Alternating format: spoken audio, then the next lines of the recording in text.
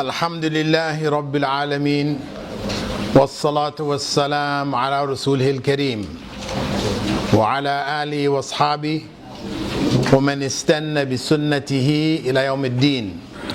All praise is due to Allah, and may Allah's peace and blessings be on the last Prophet Muhammad sallallahu alayhi wasallam, and on all those who follow the path of righteousness until the last day. The topic of this afternoon's presentation is that of patience from the Islamic perspective. What is the Islamic perspective on patience? And why do we even focus on this as a lecture, or the basis of a lecture? Why would we focus on this? It is mainly because Allah subhanahu wa ta'ala has stressed patience in so many verses of the Quran, where Allah tells us, فَاسْتَعِينُوا بِالصَّبْرِ وَالصَّلَاةِ. When you are facing difficulties, anything in life, we should rely on sabr, patience, and salah. And Allah has also told us in the Quran, where Allah stressed what we will face in this life. In Surah Al-Baqarah, He said, وَلَنَبْلُوَنَّكُمْ بِشَيْءٍ مِّنَ الْخَوْفِ وَالْجُوعِ وَنَقْصٍ مِّنَ الْأَمْوَالِ وَالْأَنفُسِ وَالثَّمَرَاتِ فَبَشِّرِ الصَّابِرِينَ. That I will test you, I will try you with fear, hunger, loss of wealth, loss of life, and loss of the fruits of your labor. But give glad tidings to those who are patient. And He goes on to say, الَّذِينَ إِذَا أَصَابَتْهُمْ مُصِيبَةٌ, those who, when a trial befalls them, قَالُوا إِنَّا لِلَّهِ وَإِنَّا إِلَيْهِ رَاجِعُونَ. They say, we belong to Allah, and to Him we must return. Now this phrase, Inna lillahi wa inna ilayhi raji'un, is something we know is said when somebody dies. This is when we hear it. As soon as you hear somebody say that, you say, who died? This is what you ask. But Allah didn't say in the Quran, when people die, that's when you say it. Yes, when somebody dies, that is a trial, that is a test. So it is among the times to say it. But it is on any occasion that there is a loss. As Allah mentioned, even loss of wealth. Somebody stole your money. You say, Inna lillahi wa inna ilayhi raji'un. Rather than curse that individual. I mean, this is our normal reaction. Somebody steals your money, you start cursing. May Allah, destroy you, destroy your family, your home, whatever. This is how we tend to react. But Allah tells us, no. This is the time to say, Inna lillahi wa inna ilayhi raji'un. So Allah has put patience in this special category, saying in conclusion that those, when He said فَبَشِّرِ الصَّابِرِينَ, Bashir meaning give glad tidings or good news to those who are patient. What is that glad tiding and good news? It's Jannah. That the reward for patience ultimately is Jannah. And Prophet Muhammad sallallahu alaihi wasallam himself, he said, وَمَا أُعْتِيَ أحد عطاء خيرا وأوسع من الصبر. No one has been given a better and more extensive gift than patience. So obviously it is something which is held in high esteem, is held as praiseworthy, important in a Muslim's life. Patience. The opposite of patience, in Arabic it's called shakwa, complaint. But that complaint could be to Allah or complaint to people. Now, complaint to Allah, this is what is required of us. As Prophet Yaqub said when he heard about the bad news concerning Yusuf, his son, إنما أشكو بثي وحزني إلى الله. I only complain of my distressful and saddening situation to Allah. He is the one to whom I complain. That form of complaint is ibadah. So that does not contradict patience. In fact, it is an expression of patience. That rather than allow this trial that I'm faced with to destroy me, to cause me to do what is displeasing to Allah, I will just take my sadness, my suffering to Him, because He is the only one ultimately that can relieve me of that suffering. So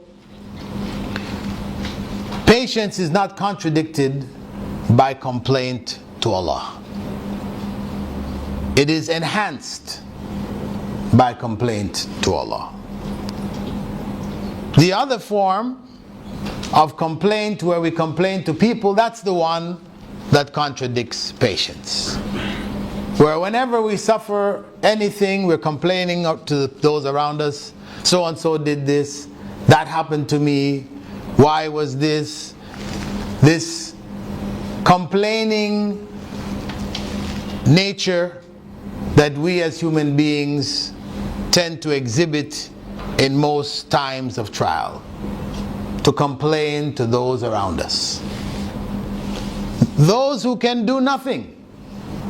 There's a difference between complaining to someone to fix something and complaining seeking their sympathy.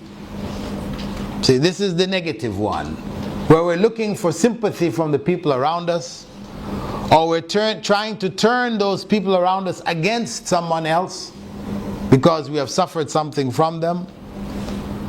This is when it becomes negative, it becomes evil. But if we raise our issues to those in authority who can correct it, then this is legitimate. This is reasonable. It's not a must. We have the option to just accept the trial and carry on, or to try to do something about it. That is permissible, and it doesn't contradict patience, because it is our right to get what is due to us. That is our right. Now, patience is needed first and foremost in worshiping Allah. Patience in worshiping Allah. One might question, is worshiping Allah a calamity that we need patience to deal with it? No. But it is something we are required to do. And if we don't have the right attitude towards it, then we treat it like a calamity, something we wish would go away. In order to be patient while worshiping Allah, first and foremost, we need to worship Him regularly. To be regular in our prayers. Praying on time, not praying some days, most of our prayers at night. You have some people who save up all their daily prayers and pray all 5 of them at night. Before they go to bed, they say, okay, I have 5 to do, let me do these 5. That's a person who has no patience. Or you pray 2-3 prayers today, tomorrow you might pray 1 prayer, the day after you might pray 4, and irregular. This is not the worship which was prescribed by Allah. When Allah told us, أَقِمِ الصَّلَاةِ لِذِكْرِ, establish the prayer for my remembrance, He spoke about regular prayer, not whenever we feel like it. Regular prayer, in order that we would remember Allah. See, if we are irregular in our prayer, then it means sometimes we'll remember Allah, sometimes we won't remember Allah. And the goal is that we should be constantly, throughout our lives, remembering Allah, being conscious of Allah in whatever we do or say. The second principle that needs to be there for us to be patient in worshipping Allah is that we do it sincerely. That the worship is sincere. If it's insincere, then it is for other than Allah. We're worshipping because our fathers say you better worship. Or your community says you should be worshipping. So if we worship because of people, then when people are not around, we won't worship. It's as simple as that. We'll worship sometimes, we won't worship other times. We cannot be regular in our prayer. If we're worshiping for people, we'll end up missing prayers, etc. Because it's not sincere. And Allah has told us that the sincerity is the essence of true worship. وَمَا أُمِرُوا إِلَّا لِيَعْبُدُوا اللَّهَ مُخْلِصِينَ لَهُ الدِّينَ. We're only commanded to worship Allah, making the religion sincere for Him. That is real worship. If sincerity is not there, then it's not real worship. It's ritual, it's custom, it's tradition, but it's not worship. Now, worship can be a part of ritual, custom, and tradition, but ritual, custom, and tradition which is not sincere is no longer worship. It's no longer worship. We might think it's worship because that's what our parents did, that's what our relatives do, that's what everybody else around us do. They do worship as a ritual and a tradition. But you must know that that kind of worship is not acceptable to Allah. It is not true worship. There must be sincerity. That we're truly doing it for the sake of Allah, for Allah's pleasure. Because we know that it will be the first thing that will be asked about on the Day of Judgment. We know that it will make the difference between heaven and hell. We know that it will instill in us a consciousness of Allah. And as a result of it, we will be better people. We will do the right thing when the right thing is needed.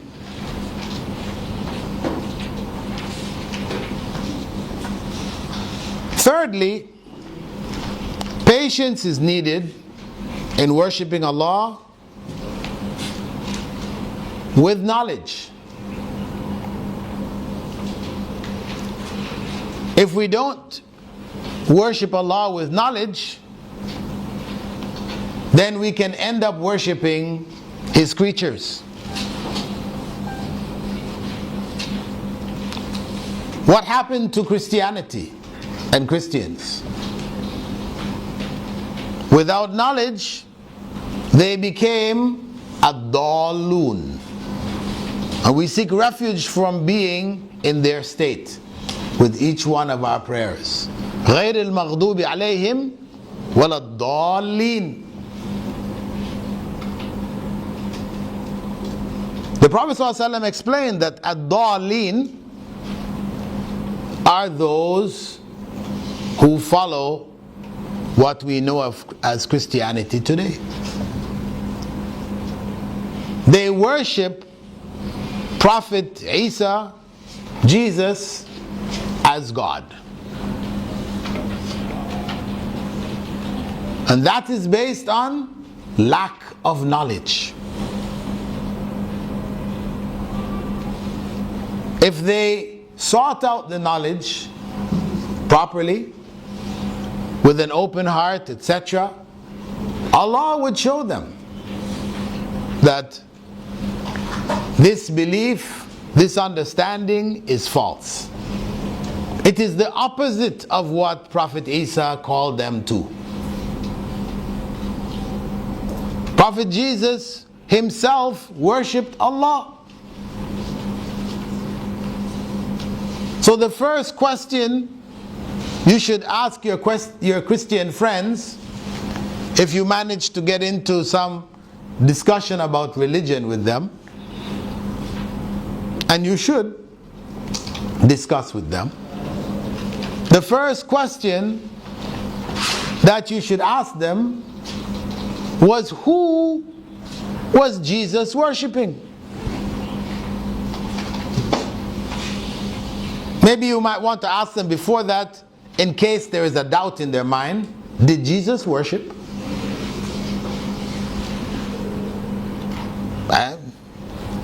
They know he did, but maybe some of them don't know.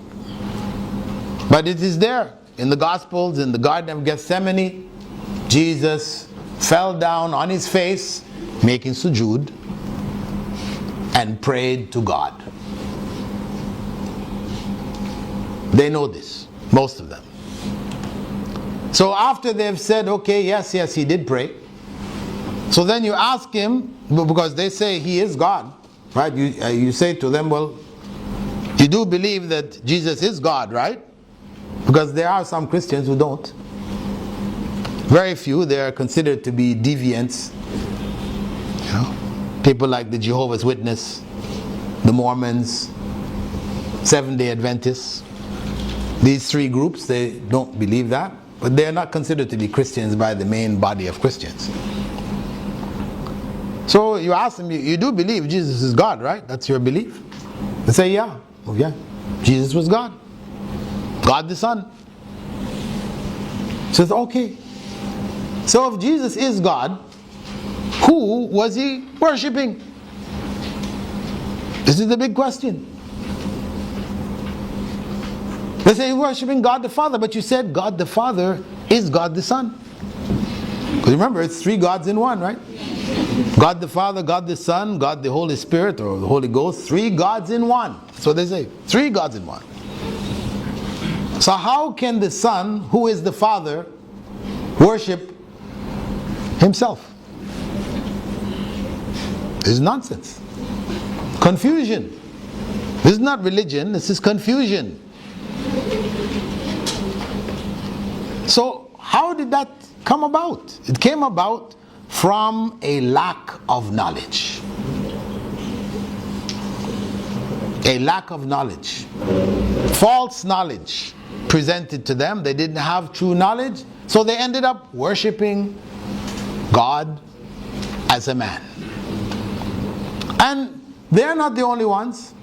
There are others who have done the same in other parts of the world. And I was shocked, personally, when I visited Dakar, Senegal, during the political crisis. I visited Dakar.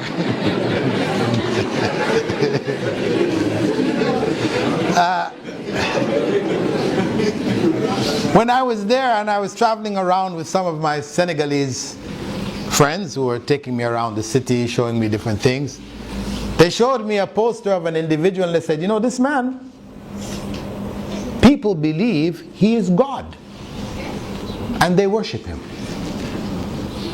as God. So we actually have Muslims who have reached that state of ignorance, that they would worship a man as God. That's the first time I came across that. The Hindus, of course, they have that. They have what are known as the avatars. You heard of avatar. Avatar means God incarnate. Sai Baba from South India, he had 8 million followers believing that he was God. So this happens. Of course, they have God as a cow. You know, they have an elephant head god, Ganesh. They have the monkey god, Hanuman. That's why they have all kinds of things. But this is what happens when you don't have knowledge of who God is, then you can end up worshiping the wrong God. So for you to be patient in your worship, you must have knowledge. Knowledge has to be there.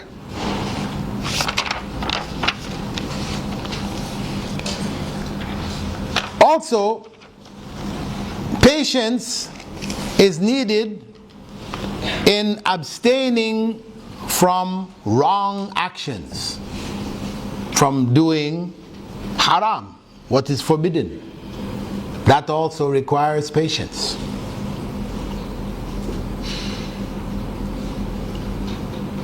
That's why the Prophet ﷺ had said, no one was given a better and more vast gift from Allah than patience. Now, patience in abstinence from wrong actions can be one because of fear of punishment. People do it out of fear of punishment. If you don't have a consciousness of Allah, then of course you're not going to fear punishment. So you will do wrong actions. You might not do it out of fear of punishment from the society, but that, of course, is not considered to be patience. That's just considered to be slyness. You're sly. When the authorities are around, you're a good guy.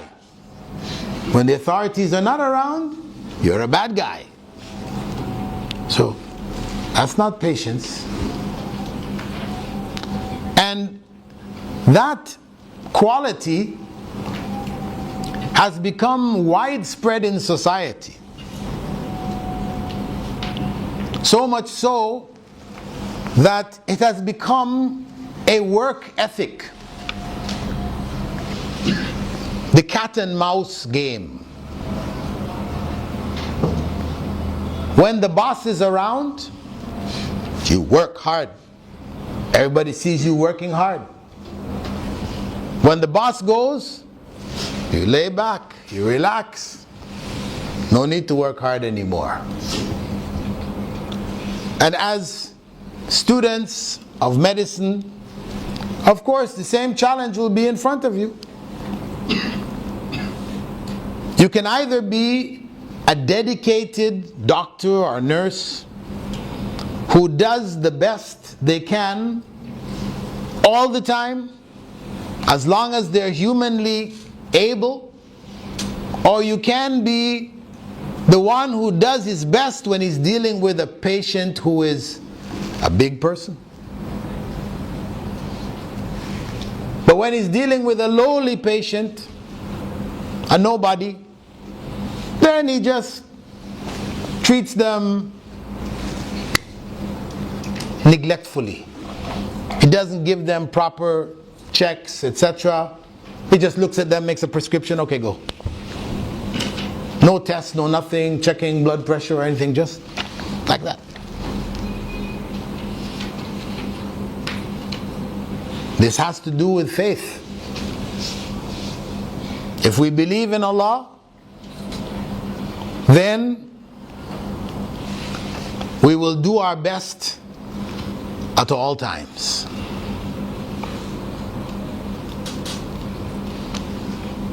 We understand that ultimately, if we don't do our best, we are cheating others, and we will be punished for it.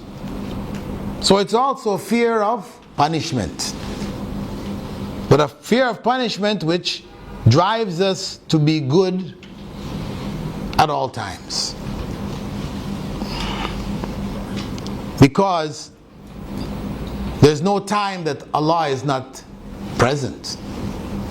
It's different with when you're dealing with your boss, your supervisor, your manager.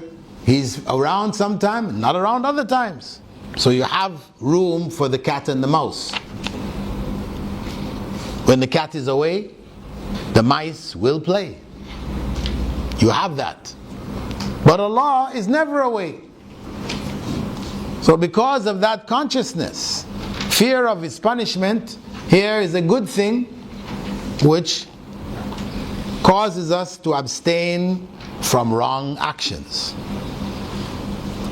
The other driving force for the believer is shyness or shame.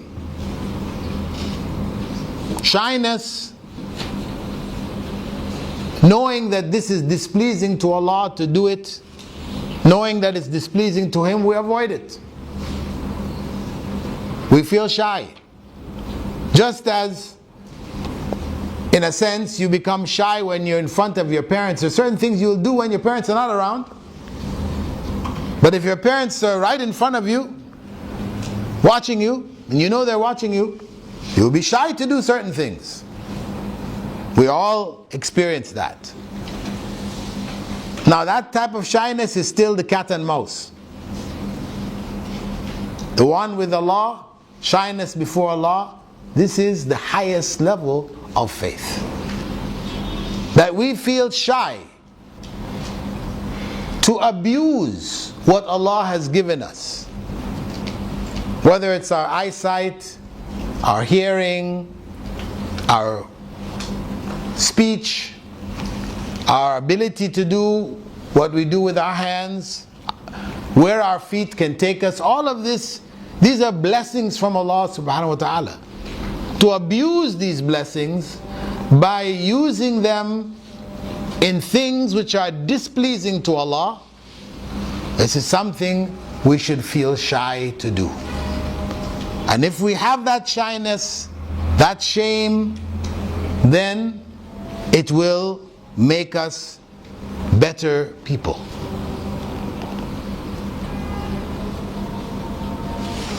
In terms of patience at times of trial,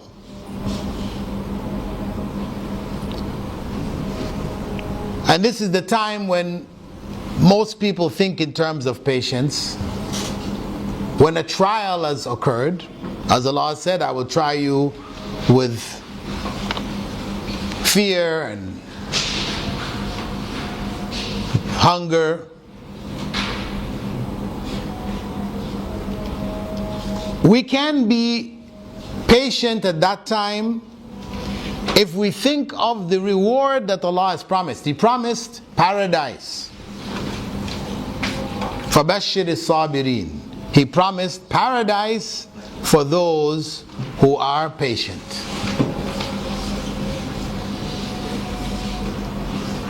So by thinking of the good reward, being conscious of paradise, then inshallah it will give us patience in those times of trial.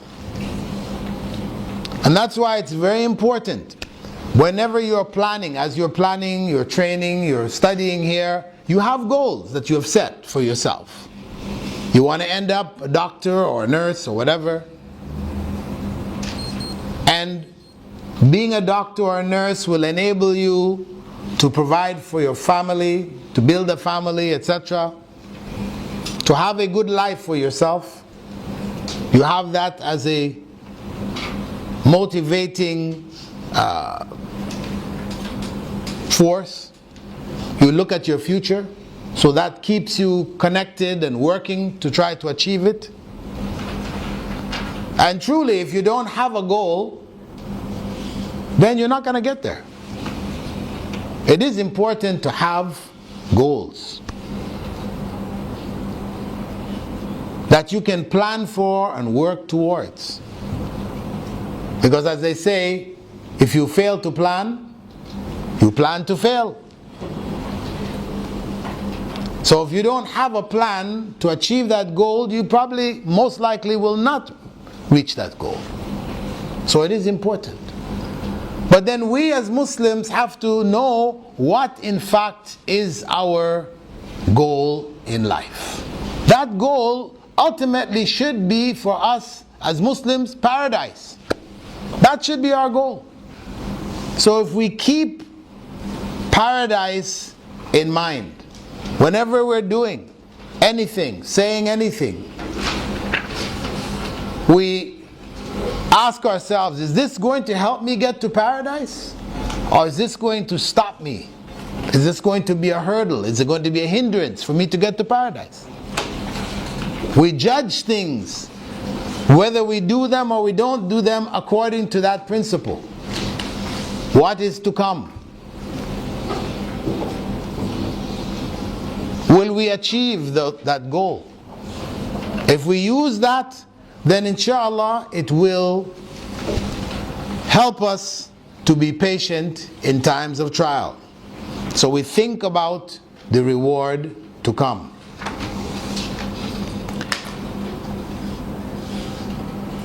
The other thing to keep in mind with regards to patience in times of trial, how to be patient, is to think that whatever trial we are facing, it will come to an end. There's a time of ease which will come, and Allah promised it. Inna ma'al usri yusra. He told us, with every difficulty comes a time of ease.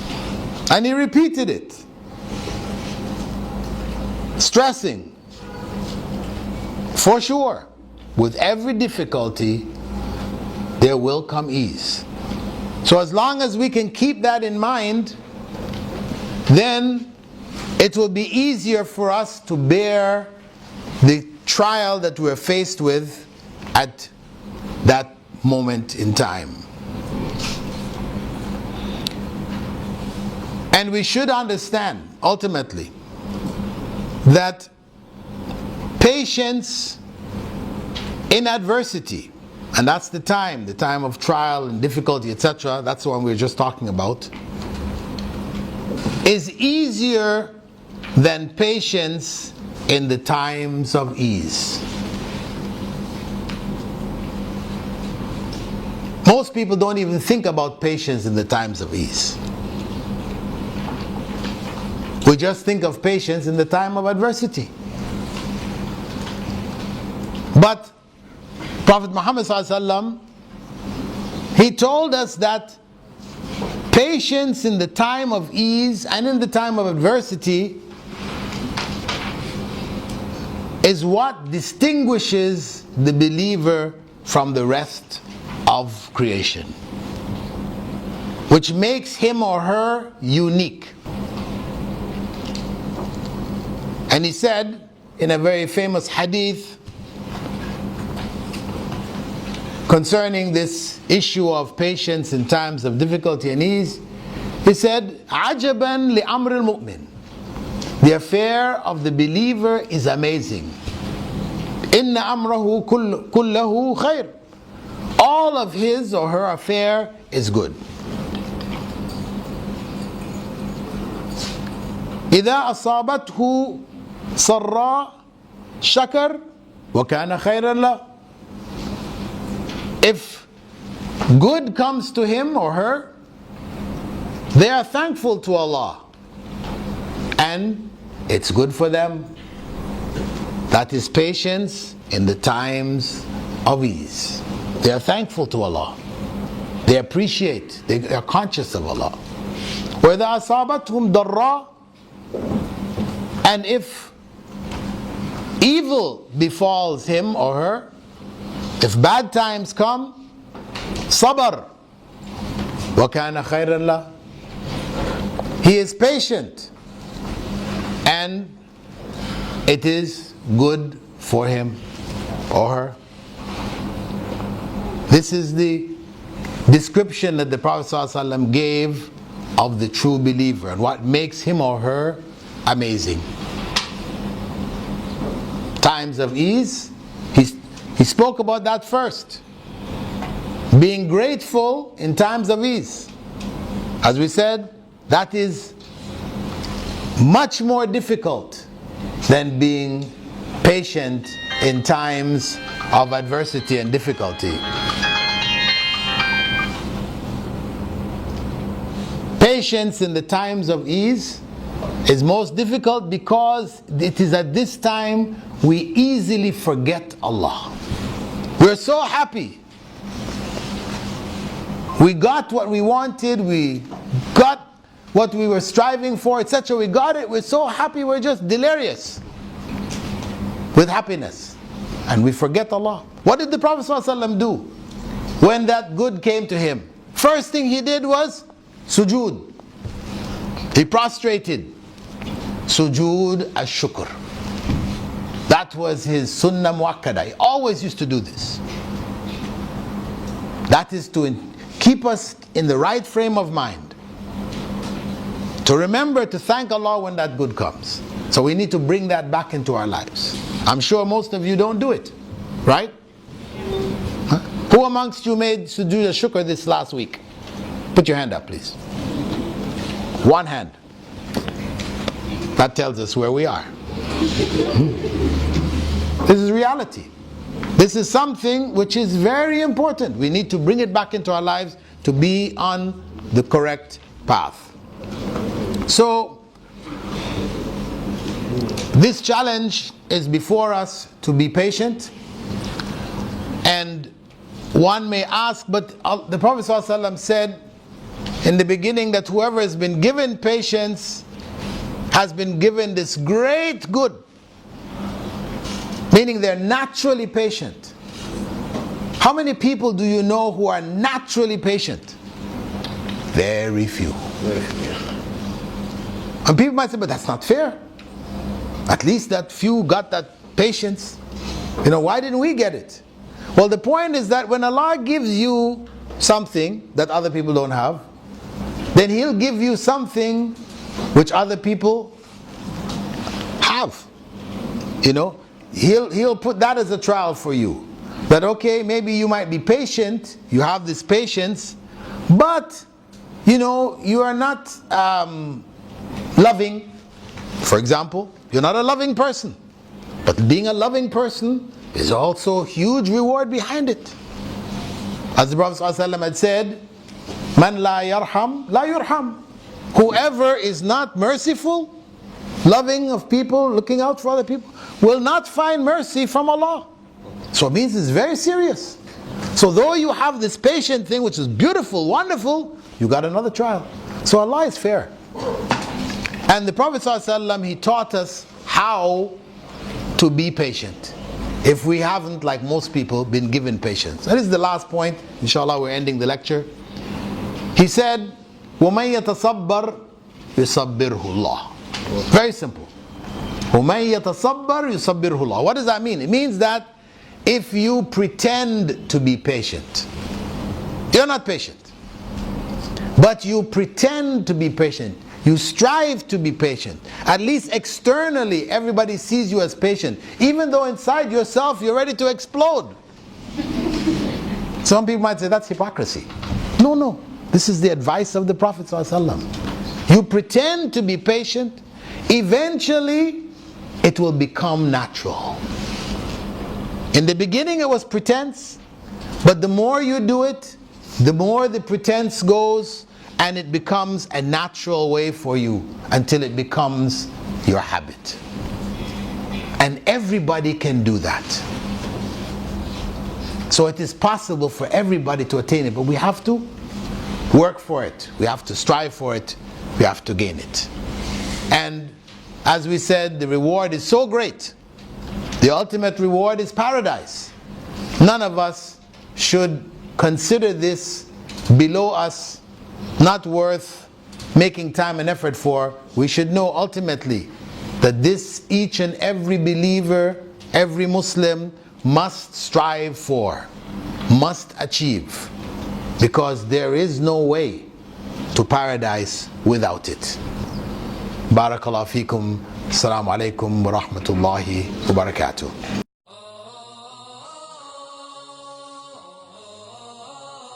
Seeking knowledge an obligation made easy. Thought about studying for a long time? Tuition fees keeping you from actually starting? Islamic Online University has led a revolution in online learning. The world's first tuition-free degree, BA in Islamic Studies. Access the knowledge, any place, anytime, anywhere. It just doesn't get any easier than that. Classes, texts, assignments, completely online. Set your own schedule for the semester. No overseas travel required for the exams. Subjects taught by qualified English-speaking scholars. Weekly live sessions and virtual classrooms. With curricula based on those in Al Medina University in Saudi Arabia, Al Azhar University in Cairo, and other reputable institutions around the world. Why wait any longer? You pay just a symbolic registration fee and are ready to begin the adventure of higher education. The most diverse student body of any university in the world. 130,000 plus registered students from 217 countries. Log in to the website for more details. www.islamiconlineuniversity.com